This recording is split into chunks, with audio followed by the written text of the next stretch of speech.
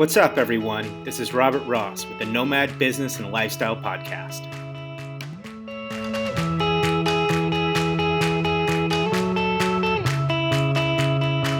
Do you daydream about quitting your job, walking away from your 9-to-5 corporate lifestyle, but curious how other people afford their lives traveling and living in a far-off location? 10 years ago, I quit my financial services job, sold everything I owned, and moved to a small surf town in coastal Ecuador with nothing but my dog, 6 surfboards, and a suitcase. Since then, I built a large hotel and real estate business in Montanita, Ecuador, called the Mi Hotel and Villas Montanita Estates. But most importantly, I created the environment where I can focus my energy in every minute of the day doing exactly what I want to do, whether it's spending time with my family, surfing, kite surfing, and growing the Mi Hotel. Along the way, I've spent countless hours meeting and talking to others who have traded in their corporate lifestyles to take control of their future, enjoying the life of the nomadic traveler and business abroad. On this podcast, I'm going to share my experiences and those of others that are following their passions of living in exotic locations, while most importantly, continuing to earn and create business opportunities.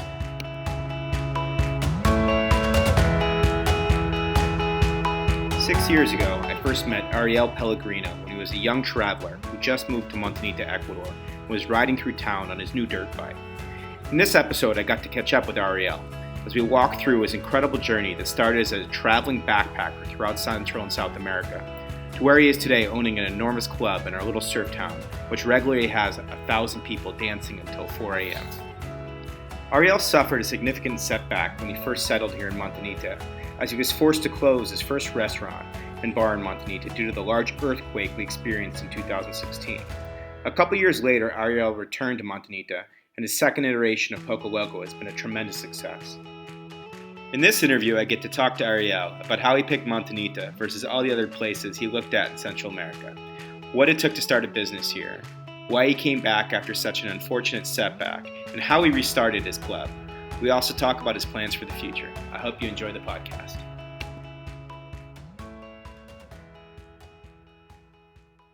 Hey, Robbie, I'm good. How are you? Good, man. It's good to talk to you. Yeah, so this is an exciting podcast for me because this is the Montanita podcast. I've been talking to a lot of people recently, and they're all in a Yampe and Manta, but you and I live here in Montanita. So I'm excited to focus on that a bit. So let's talk a little bit first about, how you ended up in Montanita. You're from Israel. Maybe give us your background, what you did before you got to Montanita, and how you ended up here. Awesome. Yeah. So first of all, thanks for having me here. I'm excited too. This is my first time doing anything like this. So thanks. And so I grew up in Israel, and then I moved to the States when I was about 19. Chasing the American dream, right? I was traveling. I used to travel a lot, so I was living in the States, but I go travel a lot of vacations, and I've been to Central America before, South America quite a bit. But Ecuador was always on my list as a place to check out. And then when I was about, when I was 24, I decided I wanted to leave the States and move somewhere to some kind of beach town. So I just packed the backpack. Went on a 7-month backpacking trip through South Central America and fell in love with Montanita. Yeah, so you're 24 years old. You've got your backpack. You got a little bit of money. What were the other places you went to that you were kind of considering? At that point, were you considering looking for a place to live, or you were just kind of cruising around? Exactly. So I started in Ecuador, actually. This was the first beach town in my 7-month trip. And oh, wow. Yeah. So it was the whole idea of the trip was to have a good time, backpack, explore the world, check it out more, places I haven't been yet, but also to look for a place where I wanted to live. So Montanita was the first beach town in my in the 7-month backpacking trip, which I never even heard of when I first got to Ecuador. I heard of everything about Baños, Ecuador, actually, through a friend of mine who her dad lives there, and he has a hotel, and she always used to show me these amazing pictures of all the extreme sports and waterfalls and nature. I said, wow, I have to go check it out. So I decided with a friend of mine to start a trip in Ecuador, and then we went up to Colombia, and then through all Central America. So Panama, Costa Rica, Nicaragua, Guatemala, El Salvador, Mexico, Belize, all those countries. Now, when I first got to Montanita, so we got to Quito, then we went to spend a few days in Quito, then Baños, and then we were told all about Montanita, and came down here to Montanita, and it was crazy. It was just the craziest experience. And being here, I remember thinking, like, wow, this place is insane. I have to come back here. It's so much fun, but I would never live here. It's too crazy for me. And yeah, and here I am, 6 years later, calling it my home for quite some years. So for all the listeners out there that don't know what you mean when you say it's crazy, why don't you go ahead and describe Montanita for people that don't know what Montanita is? Right. So things have changed a little bit since the first time I've been here, which was 6 years ago. But it's just, you have everything here. So nonstop parties. So I came here and it was just a nonstop party for 2 weeks that I was here. Literally nonstop, and on parties on steroids. So I've been to Vegas many times before that, partied in New York, anywhere, right? Europe, Israel. And here it was just something I've never experienced before. And also the lack of control here. When I first was here, there was literally 2 police officers in the whole town with 10,000 tourists on a weekend, And to me, it was something, it was unreal. It was something out of this world. Like, okay, something's happening here. What's going on? Like, how is there no control here? But everything is fine. People here are having a good time. People from all over the world, everything, like, hippies and all different sorts of people, and everybody here just to have a good time. Surfing and partying and great restaurants, great nature, wild. So it's only about a town. I think we've got about 1,000 people that live here. Of that 1,000 people, probably 800 are kind of native to Montanita Ecuadorians, and then there's probably 200 or 300 kind of traveling nomadic people like me or you who settled here and make this our home. And then, like Ariel, that can swell up to 10,000 people on the weekend. The vibe of the town is super, just hammock, coconuts, surfing, ocean. And then it's got this, many years ago, it was more kind of a reggae tone. And now there's been a shift with the kids to more electronic music. But maybe you talk a little bit about that, of kind of what the scene's like. Right. So when I first got here, until today, it's all about Cocktail Alley. So it's just this, it's a little street, the main street basically in Montanita, where during the day there are all these little like a smoothie and fresh fruit, juices. And then at night, all these stands turn into cocktail stands. So everyone is run by a different person, owned by a different family. And at night, they're all just selling their cocktails, big cocktails, cheap. And then just the streets in high season are just packed with all people from all different parts of the world, just having a good time, sitting, dancing in the street. Like I remember when it happens all the time during high season, if it's rainy, even people are just on the street and drinking their cocktail and dancing on the street. You have music coming from here, coming from there, and people are on this cocktail alley, right? And just sitting and drinking, walking to the beach. It's really cool. And then that's how the evening starts. And then there's 10 nightclubs here. And so like Robbie was saying, like you're saying, man, so, in a town of 1,000 people, and there's 10 nightclubs. So on a full weekend or on a holiday weekend, and every one of them is full. And then, so people just start off on the street, drinking after dinner, and then going into all these different sorts of nightclubs. Like we have a really good techno nightclub. I think it's number 35 in the world. Then we have a bunch of reggaeton and more commercial, different kind of nightclubs. And it's just people from all over the world, and it's just a lot of fun. And I came here as a surfer also, so I didn't even really realize it was such a party town when I came here the first few times. And I came to surf. I actually came on a surf trip with 5 or 6 buddies. And generally, our surf trips are just us in like a bamboo hut, being savages, just hardly showering and surfing 6 hours a day. And then Montanita was this weird mix of kind of this savage surf trip and this crazy party, which is what I fell in love with when I was younger. Right. So it's not to fall in love with. Yeah. So So I think that gives a good idea of what Montanita was like. Why don't you, after you were in Montanita, you traveled to some of these other towns? I know you've been to Bocas del Toro, some spots in Costa Rica. Father lived in Costa Rica. Can you compare Montanita to some of these other towns that you visited? Right. Yeah, just one more note on the surfing party town. So you know how there's even like Bocas, a bunch of different like surfing villages where they call them a surfing town with a drinking problem. So here they say La Montanita, it's a drinking town with a surfing problem. You know? Yeah. But yeah, of course. So after Montanita, or actually when I we stayed here for a week, and then me and my friend we went to Ola Ola, which I'm sure you remember, and we were gonna get our bus tickets. We're having lunch and deciding, all right, let's take this bus. You know, we're gonna get our bus tickets, and then on the way out, we're like, hey, why don't we just stay for a week? We messaged the guy back at the hostel and said, no, we're staying for another week. We went back to the hostel and stayed here for another week. So, anyways, after that, we headed up to Colombia, all through buses. So stopping in all the little towns like Mindo and you know on the border in Colombia and all over, and eventually got up to the coast in Colombia, Cartagena, Taganga, all that area, Minca. Spent about 2 months in Colombia, and then from Colombia we went through the ocean. We went to Panama, so going through San Blas Islands, Panama City, stayed for a few days in San Blas Islands, and then Panama City, then up to Bocas del Toro, and then crossing through to Costa Rica.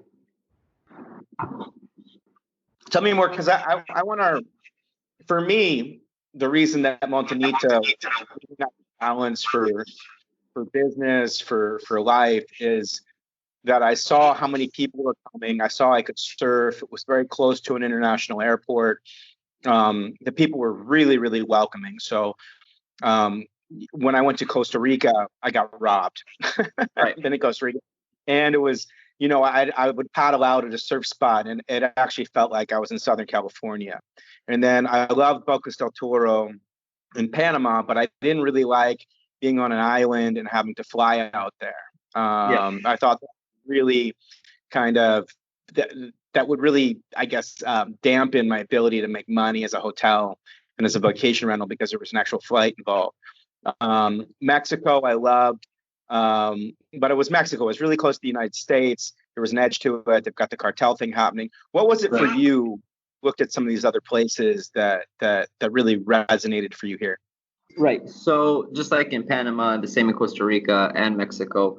What I fell in love with, one of the best things I fell in love with in Ecuador were the locals, were the Ecuadorian people and the locals here in town, like in Bocas del Toro in Panama, or in any beach in Costa Rica, or any city in Costa Rica, same as in Mexico. There's this there's a gap between the tourists and or the expats and the locals, where in a lot of these places in the country in general, you feel like this resentment towards you, or at least I have. In Mexico, I got robbed by the police and thrown in jail. In Costa Rica, I got robbed on the beach in Nicaragua. Costa Rica, my friends got robbed at gunpoint on the beach. Here, from day one, I've always felt very, very welcomed by the Ecuadorian population in general, and especially here on the beach, where the locals, the cool kids, the surfers, they're very welcoming. There's like, hey, let me show you this, what we got. It's not like, better buy this off me, or I'll try to fight with you. Now here, the locals are very, very welcoming. They want to show you their culture, have you try new things, and I've always felt very, very at home here. We have I have lots of foreign friends, I have more local friends. Yeah, no, I totally agree with you. I'd say 95% of the people I hang out with are Ecuadorians and locals, and not necessarily people from the United States, or gringos. Yeah. And then, same type of experience. I pulled through town on my truck. I just bought a truck. At that point, nobody had ever surfed outside of Montanita. Nobody had cars, and immediately I had 5 locals in my car. Nice. 6 months driving all over the country. Nice. Another thing is, all of the locals here. It's for me, and what I recognize right away is that being in South America is much different than Central America. In Central America, Americans have been coming forever. And there's almost a resentment. They've been buying up the property. They almost act like it's their country. South America, we're actually far enough removed from the U.S. that our culture hasn't really encroached on their culture at all, and so they're actually really excited when we come because they don't have very many American friends. They also know that we tip. We're the only country in the world that tip, and so I found right away that they're actually really eager to get to know an American. And this was I got here in 2011, so that was kind of an interesting thing for me. That how fast they accepted us into the town. Yeah, totally. So Ariel, why don't you give us some? You ended up coming back to Montanita, settling, and that was really exciting. I got to know you a bit, and you started Poco Loco. Why don't you take us through starting a business in Montanita, and what it was like, and what it took? Sure. So the further I got from here, after leaving here the first time just on vacation, I was thinking, this place is awesome. I'll come back here to visit, but I never live here. It's too much. But the further I got away, the more I missed it, and the more. And wow, this place it's paradise. It's not perfect. It's far from perfect. It's not the most beautiful beach, but there's so many like little things about this place that you combine them and it just makes it, a little slice of heaven over here. So I decided I'm gonna move here. So I finished up my trip. I continued traveling for a few more months just to finish, say, all the beaches in Central America that I can visit, just to make sure that this is the right decision. And moved back to the States where I used to do retail, seasonal retail, more for like the holiday season. So I did that for another season where I'd open kiosks in the malls for holiday season. So I did that for another season in Texas where I make some more money, and then moved down here. So like you said, I had a little bit of money and I wanted to live my dream. I didn't come here to make millions of dollars. I came here to live a dream.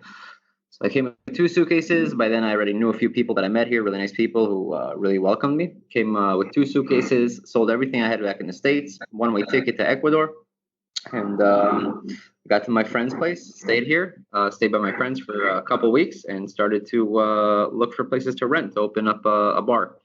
Where I wanted to open a bar because that was it's always been a dream of mine. And growing up in Israel at a very young age, I started working at a bar. All the way from washing the bar, the dishes to the manager of the place. So that was always my dream, to open a bar. So I said, all right, I'm going to open up a little bar where I could just make enough money to live. I could get into surfing, sit on the hammock, drink a coconut, just live a stress-free lifestyle. That's what I wanted. So I got here and I just started looking, started making a lot where I met you, started making a lot more friends, and started looking for the right place to open. So I found the place, and the idea was to open a small hole in the wall kind of bar, but it ended up being a pretty big bar restaurant. It was a really interesting experience, doing business for the first time in a country like this, and I learned a whole lot. So let's just take our listeners through what it takes to start because you did too. You've got kind of a crazy club now, but the bar restaurant. Let's say somebody wanted to start a bar restaurant. How much was your rent at the bar restaurant, and then how much did you spend kind of building it out? And then what's a chef cost? What's a waitress cost? Just to give people a sense of what it would cost to start a bar restaurant here. Right. So I ended up partnering up with a friend of mine who already had a place here. He had the location, which is what I really liked. I met him when I was first here. We're from the same country, so we became friends pretty quickly. So I was looking for a place to rent to open up my bar, where I already had the name planned, and I wanted like a little, hole in the wall, just to have fun working, no stress, not work too much, and just spend the time learning how to surf and being in the nature, buy a motorcycle, visit more places in Ecuador, and just have a good time. So I ended up finding a place that I really liked that a friend of mine who I met here was already renting. So I decided to go in partners with him in the place, change the name, change the whole place, invested, I put in about 15 grand to fix it up. So there was about another 15 grand invested before I went in. So in total, I'd say about 30 grand to make the place what I wanted to make it. The new name, kitchen, bar, restaurant, and everything. There was also some dancing there when it would get late.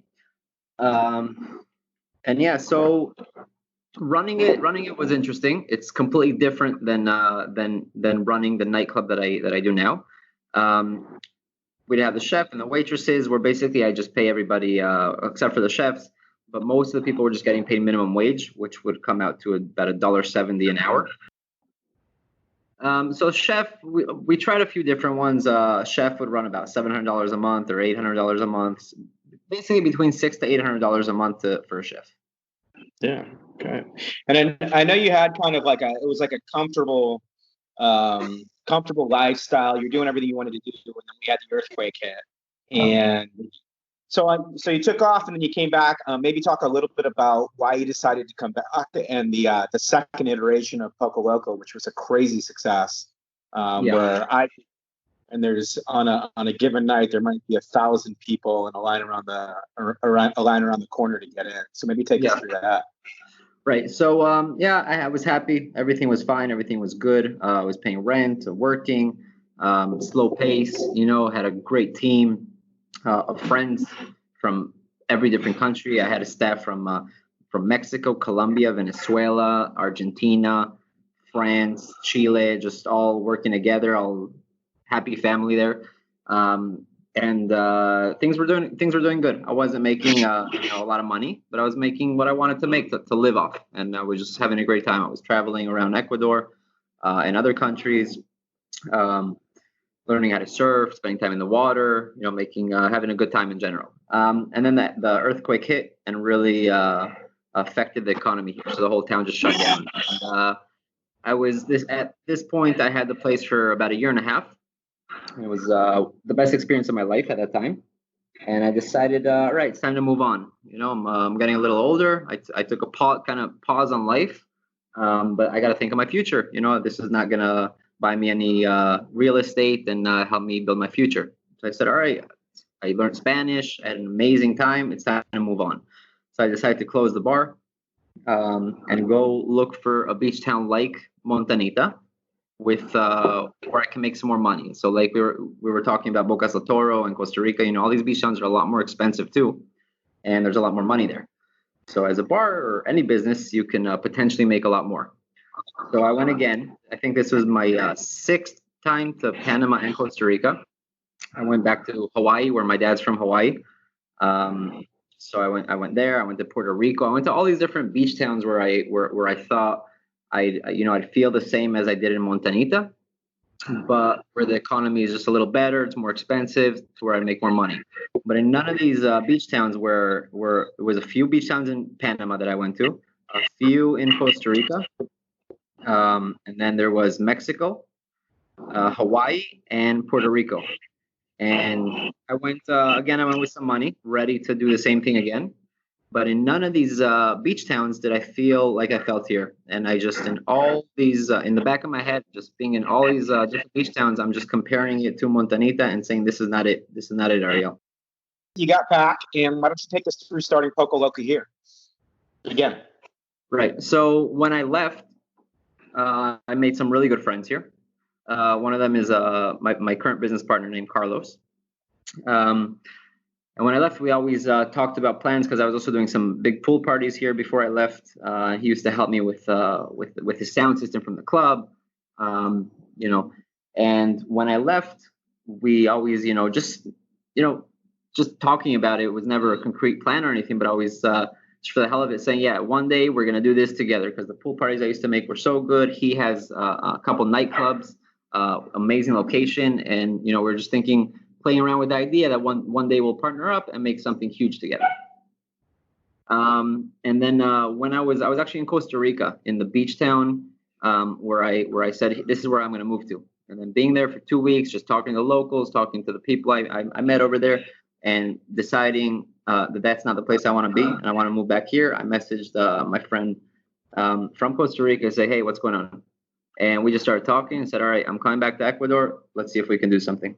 So I decided to come back here. I literally bought a ticket from Costa Rica to Miami and back to Ecuador. And then when I got here, the idea was to do a club together in one of his properties that it was already a nightclub. And we decided to partner up. and change. I change the name. I basically change everything about the place and manage it. And now, thank God, it's a huge success. Like within a year, the place became famous throughout the whole country. Thousands of people visited during a weekend. Big lines out the door when we opened.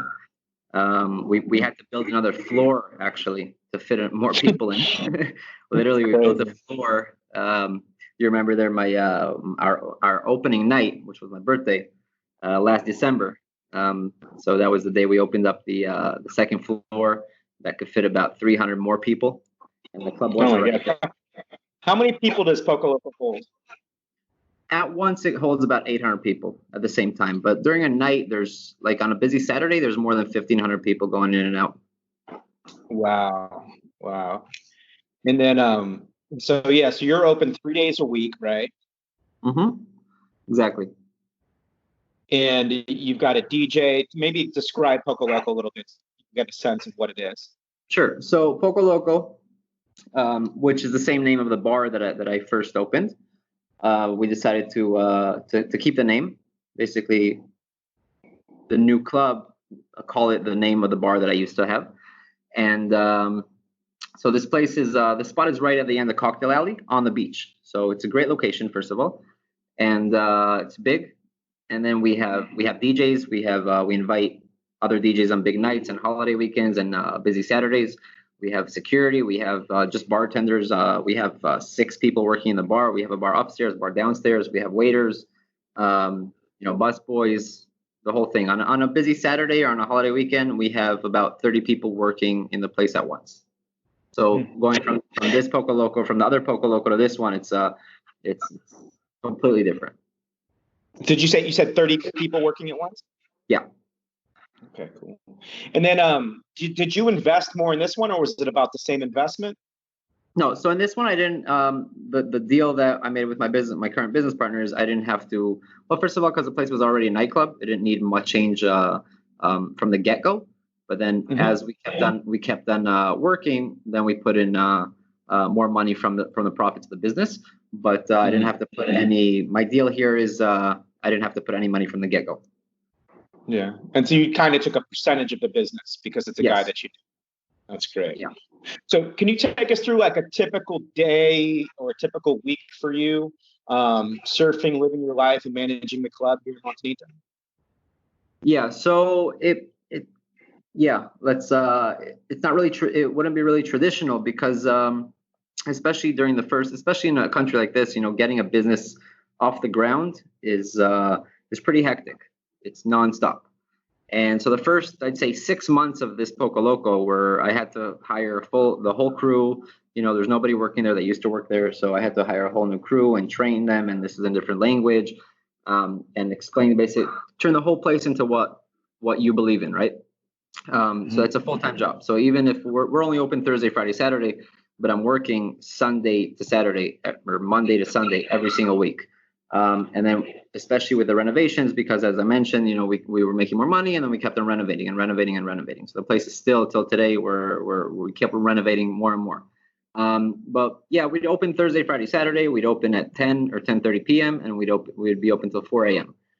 And during the week, if I'd have a more laid back week, I can spend Monday, Tuesday, Wednesday at the beach, surfing, hanging out, doing some trips around here. More chill. And then Thursday, Friday, Saturday, I'd be at the nightclub, hands-on, managing it. Well, I know. I think it was 2 months ago. You called me in a panic, and you said, "Man, I'm so busy. I don't have any time. Should I get an assistant? What should I do?" What's so busy about your day from the club, just to give people an idea? Right. So yeah, I might have called you like that probably more than once. Where I have been at a few points like that, but it'd be a lot more than 2 months ago, actually. 2 months ago, actually, before the coronavirus started, we were in a great place. Like we're literally 4 times busier than we were the year before. But by then, I already have other managers.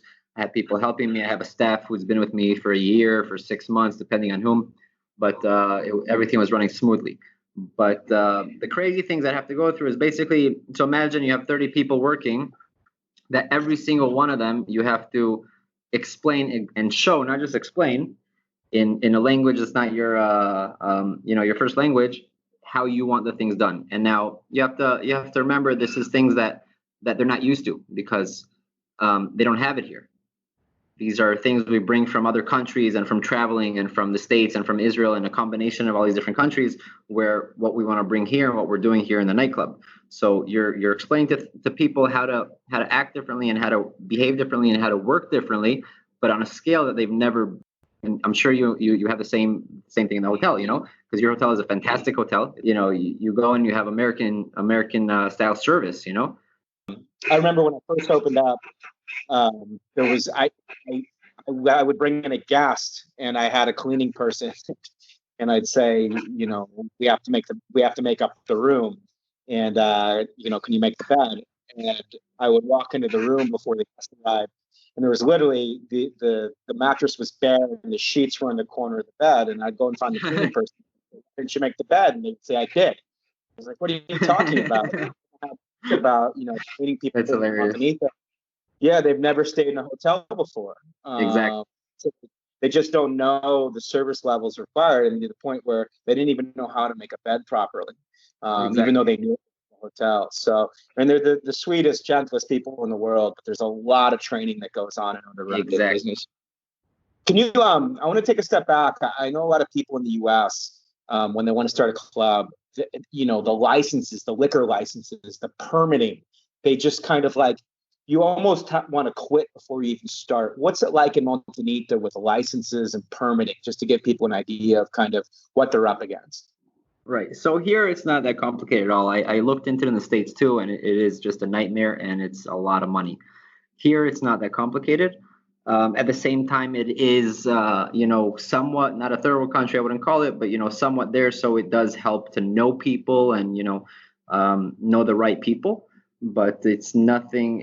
It doesn't cost nothing close, not a fraction of the cost of what it is that it costs in the States to get all the licensing here, and it's not too complicated.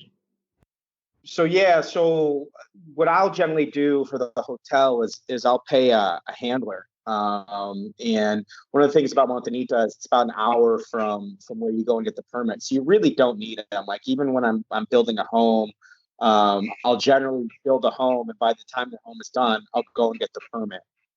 Same goes with the hotel. You're just trying to have it in the same year. Right. And it's only a couple $1,000. It's not expensive to permitting. Yeah. It is a bureaucracy. Like, you need to pay someone to deal with all the people that you need to pay off in order to get it done. Exactly. Yeah. In the first Poco Loco I had, I paid our mutual friend Michael. I actually paid his wife to do all the paperwork for us in the first Poco Loco, and then in this one now, since it was already a club, it had the permits for the year, so it just needed to be renewed and paid for. So tell me about what you have planned for the future of Poco Loco now that you had all this tremendous success in Montanita. Right. So honestly, I wasn't expecting the success that I couldn't see it. Because going from the Poco Loco, the first Poco Loco, which was a regular bar, restaurant, where I have no experience in restaurants. So I had to learn it the hard way. And literally everything I'd make on the alcohol, I'd lose on the restaurant part because no experience. So going from that to a nightclub of 800 people, 1,000 people, charging entrance with a line around the corner, thank God, I wasn't really expecting, or I couldn't really see it when I first opened, that it would be that way and that fast. So now with that success, before the coronavirus, obviously, it's something I want to bring to more cities. I want to see it in more places in Ecuador. People who come to Montanita from all different parts of Ecuador and the world, but most of our customers are Ecuadorian actually, and they just love Poco Loco. So I want to bring it to some more cities around Ecuador. Hey everyone, thanks for listening to the podcast today. Man, what a great talk with Ariel. Him and I have a lot in common because we both picked Montanita to start our businesses and spend our time. We both love it here. He's had a fantastic journey starting as a backpacker and now as a big business owner and looking to expand Poco Loco into other parts of the country. So I hope you enjoyed the podcast, and feel free to tune back in to the next Nomad Business and Lifestyle podcast. Take care, everyone.